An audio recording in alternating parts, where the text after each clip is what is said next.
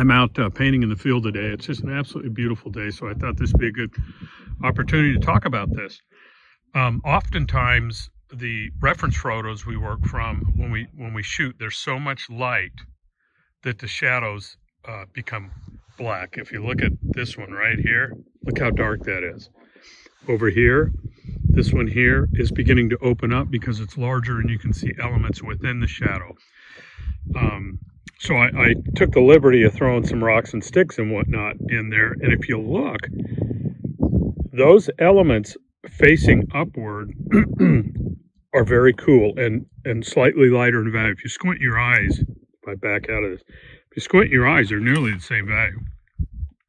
But there is a slight difference, and they are, if I zero in on them, you can see how cool they are. That's because of how much blue. Look at this sky. It's just this rich, beautiful blue today. And so what I try to do in an effort to create the illusion of light is introduce elements within the shadow, particularly right here as it transitions that stick. Right, let me see if I can point to it. Light to shadow there, you can see how high key it is in light, and in shadow how cool it is. And I put a few other things like that rock there. You can see that rock. See that area that's cool and the underside is warm? That's just a form shadow facing upward versus downward. And the upward shadow is cool and the downward is warm. Now, if I take something highly reflective like this box here, then it's really cool in temperature. And folks, you'll get a similar thing when you look at even leaves on trees and whatnot. See how these are all different colors? Some of those, like this guy here, that begin to face upward are cooler because of that cool skylight. So keep that in mind. If you want to open a shadow, introduce an element that transitions from light to shadow within that shadow, and cool it off a little so it reads properly, and you'll create a stronger illusion of sunlight. Okay, here's another example of what I was talking about. This time you can clearly see the form shadow of this upward branch right here, and then the shadow it's casting on this the lower branch here, and the warm and cool separation. Squint your eyes and they're virtually the same value, but you can see that color change and how it creates the feel or sense of strong sunlight. It's really important to, when you're after the look and feel of sunlight, to select subjects that illustrate it along those lines. It really adds a sense of believability to your work, and you know, so that's something that you really want to watch for. You also see this cast shadow that's coming toward us that defines the direction of light. It's behind this. This is a dead sorrel, by the way.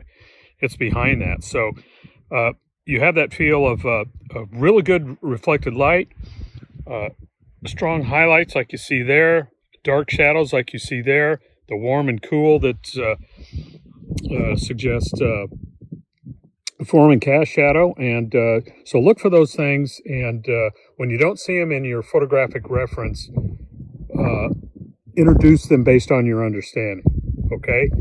Oftentimes, like I said just a moment ago, those shadows are so dark because of the highlights that they become black holes. Don't paint them like that, folks. Open those shadows right on up like you see right there, and boy, your paintings will take on a really strong sense of sunlight. Hope that helps. Hi, my name is Matt Smith. One of the primary goals of this online course is to give folks the opportunity to study with me for a full year at their convenience, on their own time frame. It's not always easy to block out a week or more time to travel to a distant location for the purpose of studying with an artist of choice. Allowing oneself to study as their schedule permits creates a more relaxed atmosphere, which in turn opens the mind to learning. This is an opportunity I really wish I had in my early years.